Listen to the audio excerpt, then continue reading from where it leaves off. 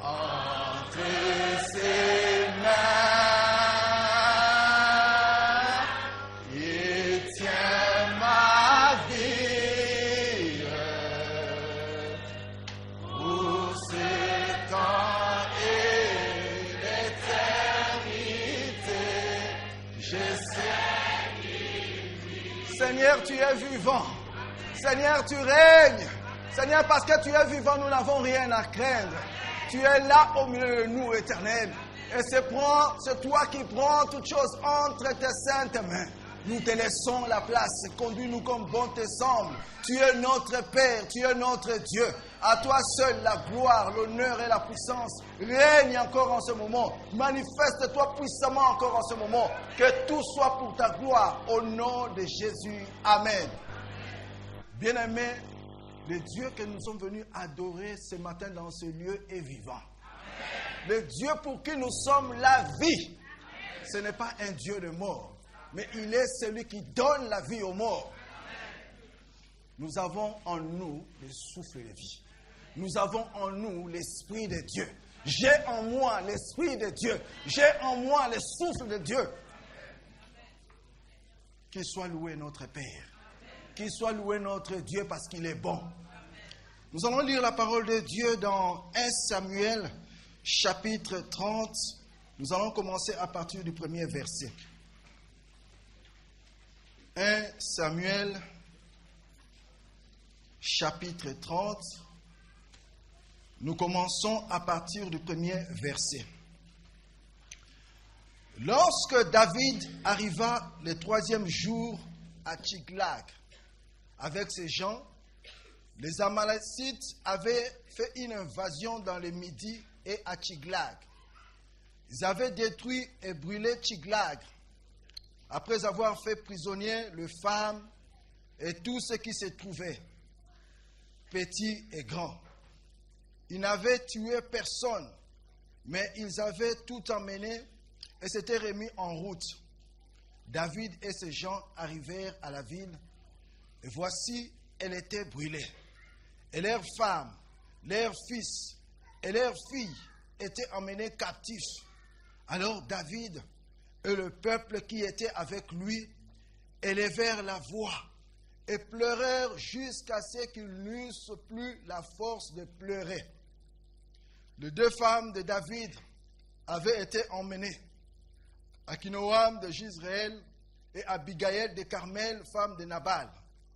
David fut dans une grande angoisse, car le peuple parlait de les lapider. Parce que tous avaient de l'amertume dans l'âme, chacun à cause de ses fils et de ses filles. Mais David reprit courage en s'appuyant sur l'Éternel, son Dieu. Il dit au sacrificateur Abiatar, fils d'Achimélec, apporte-moi donc l'éphod. Abiatar apporta l'éphod à David. Et David consulta l'Éternel en disant, poursuivrai-je cette troupe? L'atteindrai-je? L'Éternel lui répondit, poursuis, car tu atteindras et tu délivreras. David s'est mis en marche, lui et les 600 hommes qui étaient avec lui. Nous lisons verset 18. David sauva tout ce que les Amalécites avaient pris. Il les délivra, aussi ses 2 femmes. Il ne manqua personne, ni petit, ni grand, ni fils, ni fille, ni aucune chose du butin, ni rien de ce qu'on leur avait enlevé. David ramena tout. Bien-aimés, nous sommes au temps où le roi Saül était arrivé à la fin de son règne. Dieu avait rejeté le roi Saül à cause de ce que Saül avait fait. Saül, il avait méprisé la parole de Dieu, il avait fait les choses que Dieu ne lui avait pas demandé de faire. Et Dieu l'a rejeté et il a placé un autre, nommé David, un homme selon son cœur. Et Dieu, dans son amour, comme il a donné David à être à la place du roi Saül, Saül cherchait une chose, la mort de David. Il cherchait à attenter à la vie de David. Il cherchait à ce que David meure. Et David il a commencé à fuir. Il a commencé à fuir. À chaque fois qu'il fuyait, Saül le poursuivait. Et à la fin, David s'est dit, je finirai par être mort, mis à mort par Saül. Vaut mieux que je m'éloigne complètement de Saül. Il est allé se réfugier dans le pays des Philistins. Et là, on lui a donné un endroit pour vivre. Il était parti avec 600 hommes. On lui a donné cet endroit-là pour vivre à Tsiglag. Et pendant ce temps, il s'est fait mercenaire là où il était. Il travaillait pour le roi Akish, le roi de ce pays. Et alors, une chose devrait se passer, les Philistins devaient combattre contre les enfants d'Israël. David, comme il était dans le camp des Philistins, il est allé aussi à la guerre avec les Philistins. Arrivé là sur le champ de bataille, le prince des Philistins ont vu David, ils ont dit à leur roi, mais qu'est-ce qu'ils sont venus faire ici dans ce lieu, ces Hébreux? Ils ne vont pas combattre avec nous, renvoie-les. Le roi Akish était obligé de renvoyer David et ses troupes. Ils étaient renvoyés, répartis là où ils étaient, à Tsiglag. Et en rentrant sur Tsiglag, ils ont vu la ville était brûlée. Tout était pillé. Et leur famille, les femmes de David, les enfants, tous les enfants de toutes ces troupes-là étaient emmenés loin de Tsiglag. Et en voyant cette scène, David et tous ces gens, ils ont commencé à pleurer. Ils ont pleuré amèrement. La Bible dit qu'ils ont pleuré jusqu'à ce qu'ils n'avaient plus de force.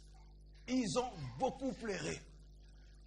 Bien aimés, nous suivons les informations. Je crois que nous avons regardé ce qui s'est passé mardi en Syrie.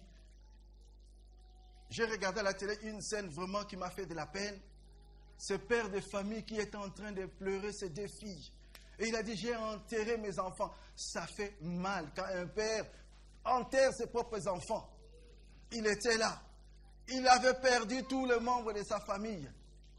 Bien aimé, la séparation de notre chair fait toujours mal. Et David, c'est pour cela qu'il pleurait.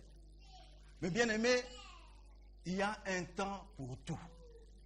Ecclésiaste nous dit, il y a un temps pour pleurer, il y a un temps aussi pour rire. Il y a un temps pour se lamenter et il y a un temps aussi pour danser. Peut-être dans ta vie, là où tu es, tu ne fais que pleurer, on te voit joyeux, tu es là dans la présence de Dieu. Tu es là au milieu de nous, tout joyeux. Mais au fond de toi, tu pleures. Et toi-même, tu sais pourquoi tu pleures.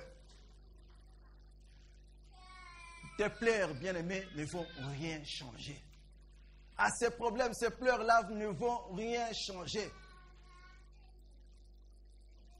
David, il avait un problème. Il avait perdu sa famille, il ne savait pas là où ils étaient partis.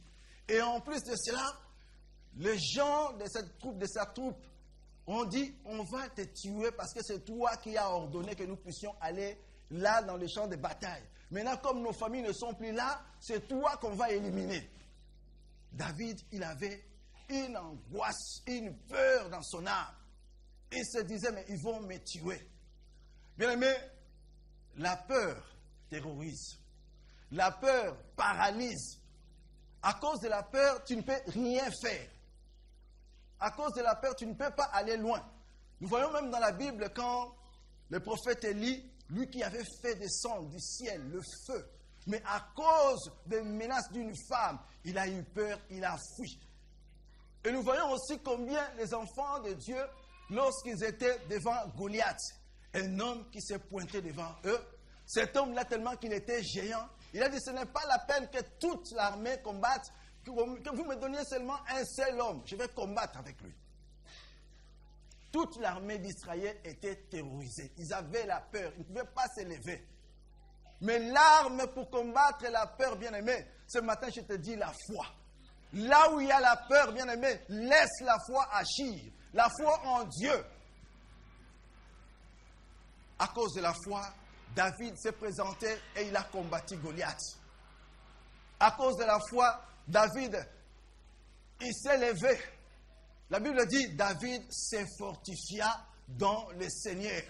David reprit courage. David n'avait pas laissé la peur l'envahir, Mais il s'est mis debout pour aller. Il s'est mis debout pour agir. Il s'est mis debout pour faire. Bien-aimés, ce n'est plus le temps de baisser les bras. Ce n'est plus le temps de dormir. Ce n'est plus le temps de pleurer. Le moment est venu où nous devons lever nos mains vers le Père. Lever nos mains vers notre Dieu. Car le secours ne viendra que de lui. La délivrance ne viendra que de Dieu. Raison pour laquelle nous devons nous fier complètement, nous abandonner nous complètement à notre Dieu. David, qu'est-ce qu'il a fait? David, il chercha l'Éternel. La Bible dit, il consulta l'Éternel. Il chercha l'Éternel. Il est celui qui se laisse sauver par son peuple. Il est celui qui aime son peuple. David est parti. David, il a entendu la voix de Dieu. David est allé faire ce que le Seigneur lui a demandé. Il est descendu, sans même savoir là où il allait, il est descendu. Et là où il était parti, bien aimé, la Bible dit, Dieu qui connaît toutes choses, il a disposé un Égyptien, un homme qui était abandonné par son maître.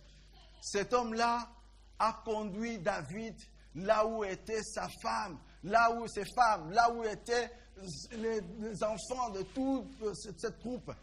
Il les a conduits et David, la Bible nous dit à la fin, il a tout ramené. Avec Dieu, tout est possible. Avec Dieu, rien n'est impossible. Confions-nous à notre Dieu. Confions-nous à notre Père et faisons ce que Dieu nous demande de faire. Mais s'il n'avait pas cherché la volonté de Dieu, s'il n'avait pas cherché la présence de Dieu, il serait resté dans ce lieu en train de pleurer. Or, ce pleurs-là n'allait rien apporter dans sa vie. Et peut-être que tu es là, tu te dis, mais j'ai cherché l'Éternel. Je cherche l'Éternel, mais rien ne se passe. Ce matin, moi, je te dis, si tu cherches, persévère à chercher. Continue encore à chercher. Allez encore plus loin. Il y a un homme qui était pécheur. Et il était là en train de pécher. Toute la nuit, il a travaillé. Il a travaillé toute la nuit sans rien prendre. Mais le matin, celui qui a créé le monde est venu vers lui. Il a dit, jette ton filet, vas-y, rentre encore en profondeur et jette ton filet. Et il a obéi à la voix du Seigneur. Il est rentré encore en profondeur des eaux. Il a jeté son filet. Et après, ce qu'il a ramassé, ce qu'il a ramené, c'était plus nombreux. Il ne pouvait même pas les ramener seul. Mais parce que Jésus lui avait dit de jeter le filet. Bien aimé, c'est le temps de laisser le Seigneur agir. C'est le temps de laisser le Seigneur nous diriger. C'est le temps de laisser le Seigneur nous conduire. Comme bon lui semble, il est notre maître. Il est notre Seigneur, notre Dieu. Le roi des rois, c'est lui. Et si lui, il est pour nous, qui sera contre nous? Personne ne sera contre nous parce que Dieu est pour nous. Et Dieu sera pour nous si nous obéissons à sa voix. Si nous marchons comme lui nous demande de marcher. Si nous faisons les choses qu'il attend de nous. Et alors, en ce moment-là, il dira, je suis votre maître. Mais si nous obéissons à lui, nous faisons les choses, non pas ce que Dieu nous demande, mais que l'autre nous demande. Et nous disons que si Dieu est pour nous, Dieu ne sera pas pour là où il y a le péché. Le péché et la vie de Dieu, ça ne peut pas cohabiter.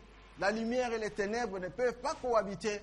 Si nous sommes de Dieu, marchons dans la parole du Seigneur, marchons en obéissance à la parole de Dieu. Faisons ce que Dieu nous demande dans sa parole. Sa parole nous révèle sa volonté. Sa parole nous dit des choses que nous devons nous faire. Obéissons à la parole de Dieu. Obéissons à ce que le Seigneur nous demande. Bien-aimés, Dieu n'a pas changé. Dieu est toujours le même. Ce qu'il a fait hier, ce qu'il a fait autrefois, il est à même de le faire aujourd'hui. Jésus délivre encore aujourd'hui. Jésus guérit encore aujourd'hui. Jésus pourvoit encore aujourd'hui. Jésus fait encore des miracles encore aujourd'hui. Nous pouvons acclamer le roi des rois parce que c'est lui qui fait, c'est lui qui agit, c'est lui qui se manifeste. Il est notre Seigneur, il est notre maître. Un homme de Dieu avait un problème de santé. il avait une paralysie au niveau de son bras gauche. Et là, il a été, cet homme-là, je peux citer son pays, il est centrafricain. Il est en France actuellement. Il était malade, donc il ne pouvait pas lever son bras gauche. Et comment il a atteint la paralysie? Il s'est levé comme ça un matin, le bras ne fonctionnait pas. Tout comme ça, le bras ne fonctionnait pas, le bras était malade. Et il est allé à l'hôpital, ils ont essayé de faire tout ce qu'ils pouvaient faire, rien ne marchait. Et cet homme-là, étant serviteur de Dieu, il était appelé à prier, il était appelé à annoncer l'évangile, à dire à ceux-là qui annonçaient l'évangile que Dieu guérit. Mais lui-même, il avait les bras comme ça, mais il dit Dieu guérit. Il avait les bras comme ça, il dit Dieu délivre. Il a prié le Seigneur. Il a demandé le Seigneur. Rien ne s'est passé. Il était toujours comme ça, avec son état de maladie, tout son bras. Mais un jour, il a dit au Seigneur, je viens dans ta présence. Je suis ton enfant, Seigneur. Dis-moi qu'est-ce que tu attends de moi. Dis-moi ce que tu veux que je puisse faire. Le Seigneur lui a dit, vraiment tu feras ce que moi je te demande de faire. Il a dit, Seigneur, tout ce que tu me demanderas de faire, dis-le-moi, je le ferai. Que cela soit pour ta gloire. Dieu lui a dit, tu vas déjà commencer par entrer dans un temps de jeûne et prière. Tu vas jeûner comme moi, je vais te dire de jeûner. Tu vas faire des choses comme moi, je vais te dire de faire. Cet homme-là, il a obéi strictement à la voix de Dieu. Comme le Seigneur lui a demandé de faire, il est rentré dans un moment, un temps de prière, un temps où il cherche. Et pendant ce temps, le Seigneur ne faisait que lui révéler de grandes choses. Il ne faisait que lui révéler des merveilles. Et à la fin, il a respecté le temps donné par le Seigneur. Et à la fin, qu'est-ce qui s'est passé? Il est rentré chez lui pour prier, parce qu'il était parti dans un endroit. Il est rentré chez lui pour prier, demander grâce, rendre grâce à Dieu pour ce temps qu'il a passé. Il était à genoux dans sa chambre. Il commençait à remercier Dieu. Son bras n'était pas guéri. Il a fait ce que le Seigneur a demandé de faire. Son bras était toujours comme ça. Il n'était pas guéri. Et pendant qu'il priait, il disait, merci Seigneur pour ce temps-là que tu as permis. Seigneur, j'ai fait ma part. Je m'attends à toi qui es Dieu. Il a entendu une voix. Lève ta main. Il était là dans la prière. Il entend la voix qui lui dit, lève ton bras. Il était là en train de prier. Il a commencé. Le bras là qui ne bougeait pas. Il a commencé. La voix persiste encore. Lève ton bras. Il a essayé. Il a essayé. Il a essayé. Il a essayé. Enfin, il a levé les bras. Il a levé les bras. Dieu guérit encore, bien-aimé. Dieu agit encore, bien-aimé. Dieu n'a pas changé. Il est toujours le même. Il fait des choses comme bon lui semble. Il est souverain. Il a obéi. Il a fait ce que le Seigneur lui demandait de faire. Le temps est venu. Bien aimé, cet homme-là est venu rendre témoignage. Il a dit, mon bras, si je vous montre des photos, comment j'étais avant, c'est le Seigneur qui m'a guéri, pour me montrer qu'il guérit encore. C'est le Seigneur qui m'a délivré, pour me montrer qu'il délivre encore. Et alors, avec ce que le Seigneur a fait, j'ai eu encore la force d'aller témoigner le nom de Jésus. Dire au monde que le Seigneur sauve. Dire au monde que le Seigneur guérit. Dire au monde que le Seigneur n'a pas changé, il est le même. Bien aimé, nous vivons les temps de la fin. Le temps où il y a des difficultés, le temps où il y a des moments difficiles, des choses qui nous dépassent. Et pendant ce temps-là, bien-aimés, accrochons-nous entre les mains de Dieu.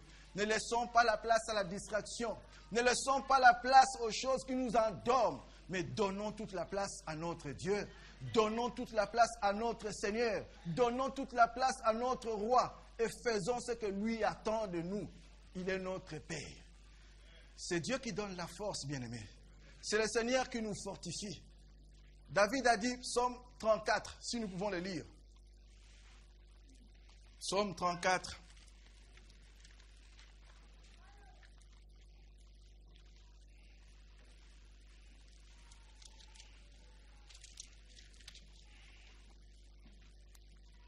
À partir du verset 5.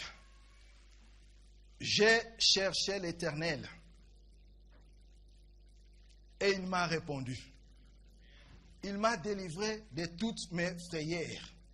Quand on tourne vers lui les regards, au nez rayonnant de joie, et le visage ne se couvre pas de honte. Quand un malheureux crie, l'Éternel entend, et il le sauve de toutes ses détresses. L'ange de l'Éternel campe autour de ceux qui les craignent et les arrache danger. Sentez et voyez combien l'Éternel est bon. Heureux l'homme qui cherche en lui son refuge. Il a cherché l'Éternel dans ses détresses. Dans sa frayeur, il a cherché l'Éternel. L'Éternel s'est manifesté. L'Éternel lui a répondu. L'ange de l'Éternel campe autour de ceux qui craignent Dieu. Bien-aimé, là où on ne te voit pas, là où il n'y a pas de bien-aimés, là où il n'y a pas les pasteurs, là où il n'y a pas les anciens, là où tu es, là où tu ne connais personne, c'est là où tu dois montrer ton identité, qui tu es. Qui tu es, que tu n'es pas comme les autres. Tu es le citoyen du ciel, tu es racheté. Tu es racheté non pas avec de l'or et l'argent, racheté avec le sang de Jésus-Christ. Et partout où tu es, tu dois garder ton identité, savoir que tu es là pour donner du goût. Le sel sert à ça. Le sel sert à donner de la saveur, du goût. Et n'oublie pas que tu es la lumière. La lumière éclaire là où il y a les ténèbres. Partout où nous sommes, nous devons éclairer. Partout où nous sommes, nous devons apporter la vie. Partout où nous sommes, nous devons donner témoignage à notre Dieu. Non pas seulement par ce que nous allons dire, mais par notre façon d'être. Par notre façon d'être, car la Bible dit que nous sommes des lettres qui doivent être lues. Et ces lettres-là, c'est nous. Les hommes de l'extérieur doivent voir en nous Jésus-Christ vivant. Doivent voir en nous que nous ne sommes pas comme les autres. C'est vrai, c'est notre Père. Si c'est notre Père qui nous a appelés, nous ne sommes pas là pour commander. Nous sommes des enfants du Père. Et nous avons droit à tout ce que le Père a, parce qu'il est notre Père. Et le Seigneur nous dit qu'en Jésus, nous avons tout. Paul dit, je puis tout par celui qui me fortifie. C'est Jésus qui nous fortifie. C'est Jésus qui fait que nous soyons debout encore ce matin. Alors, donnons-lui toutes nos vies. Donnons-lui la place qu'il faut. Donnons-lui qu'il règne complètement en nous. Il est notre Seigneur. Il est notre roi. Le Seigneur veut dire que nous lui suivons. C'est lui qui marche devant. C'est lui qui commande. C'est lui qui donne des ordres. Et nous marchons à sa suite. Nous suivons le Seigneur. Nous faisons ce que le Seigneur attend de nous. Ce que Dieu attend de nous. À cause de l'obéissance de David. David, il a retrouvé ce qu'il avait perdu. Il a retrouvé sa famille. Il était dans la joie. Et c'est la joie de l'Éternel qui fait notre force. Obéissons à notre Dieu. Bien-aimés, marchons comme le Seigneur veut que nous puissions marcher. Il est notre roi. Alléluia. Il est temps, bien-aimés, que nous puissions nous appliquer à chercher l'Éternel. 1 Chronique 22, 19 dit ceci. Appliquez maintenant votre cœur et votre âme à chercher l'Éternel. Appliquer, c'est faire une tâche. Quand on s'applique, c'est faire une tâche avec soin. Apporter toute une attention à quelque chose. Ce n'est pas négliger. Faire quelque chose avec du zèle. Et notre attachement à Dieu. Nous devons nous abandonner entre les mains de Dieu, abandonner à les chercher, abandonner à chercher sa volonté, abandonner à chercher ce que le Seigneur attend de nous. Alléluia. Il est le Dieu de gloire. Il est le Dieu de miracles. Il est notre Seigneur. Ne laissons plus la place à la peur. Ne laissons plus la place à la crainte. Mais donnons la place à notre Dieu. Ayez foi en Dieu. Amen. Ayons foi en Dieu, peu importe la situation. À cause de la peur, moi j'ai vu des gens faire vraiment des choses négatives. Je me rappelle au moment où j'ai passé mon permis de conduire. En ce moment-là, on était à deux à passer le permis de conduire dans une voiture. Et pendant qu'on passait le permis de conduire, moi je suis passé avant, j'ai fait le tour. Je suis rentré à l'autoroute, j'ai fait le tour. Et après, il y avait une dame qui devait passer après moi. Cette dame-là, à cause de la peur, elle est rentrée dans la voiture. Elle met, au lieu de mettre première vitesse, elle met troisième vitesse, elle cale. Au lieu d'aller d'avant, elle cale à tout moment. Et après, l'inspecteur lui a dit, ta conduite est tellement faible, je ne peux pas te donner le permis de conduire. J'ai vu la dame à la fin, elle dit, frère, Moi, je conduis bien. Mais aujourd'hui, vraiment à cause de la peur, je n'ai pas pu conduire comme il faut. Bien-aimés, ne laissons pas la place à la peur, mais dominons la peur au nom de Jésus par la foi. Et quand tu veux faire quelque chose, sache une chose, que tu n'es pas seul, Dieu est avec toi. Je m'adresse aux jeunes qui sont là. Étant jeune, mes enfants, étant jeunes, mes frères, donnez vos vies à Dieu. Marchez dans la crainte de Dieu. N'écoutez pas ce que disent les autres. N'écoutez pas ce que disent le monde. Mais donnez-vous complètement à Dieu. Donnez votre jeunesse à Dieu. Et même quand vous passez des moments difficiles, quand vous avez des épreuves devant vous, quand vous avez des examens devant vous, donnez-vous complètement à Dieu et attendez à Dieu. N'ayez pas peur. Sachez une chose, que Dieu qui vous a appelé dans votre jeunesse est avec vous. Dieu qui vous a appelé dans votre jeunesse, il ne vous abandonnera pas. Dieu qui vous a appelé dans votre jeunesse, il marchera lui-même avec vous. À cause de la peur, quelqu'un qui va faire un examen, un oral, il arrive comme ça, même s'il sait bien parler, mais s'il a peur, il arrive, il oublie tout. Mais nous, enfants de Dieu, nous devons faire la différence. Savoir une chose, que je ne suis pas seul, mais Jésus est avec moi. Même si je vais faire cet examen, c'est difficile, c'est Jésus qui va parler. C'est Jésus qui va agir. Moi, j'ai fait ma part, parce que ce que toi, tu peux faire, le Seigneur ne le fera pas pour toi. C'est ce que je dis souvent à mes enfants, je dis, Dieu ne viendra pas réviser les cours à votre place. Dieu ne viendra pas lire à votre place. Tu peux beau prier, mais si tu ne lis pas, si tu ne travailles pas, tu ne réussiras pas. Commence déjà à travailler, fais ta part. Et là où tu es limité, c'est à ce moment-là que tu verras Dieu agir. C'est à ce moment-là que tu verras Dieu faire de grandes choses. C'est à ce moment-là que tu verras Dieu faire des miracles. Nous n'acclamons pas un homme bien-aimé. Nous acclamons le roi des rois. Acclamons le Seigneur.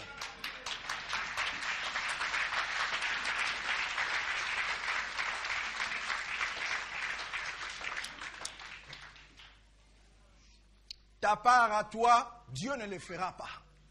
Ce que toi tu peux faire, Dieu ne fera pas ça à ta place. Mais là où toi tu as tout fait, là où toi tu es vraiment limité, Dieu nous connaît. Il connaît que là il est limité, là il ne peut rien faire. C'est en ce moment-là qu'il vient et il agit.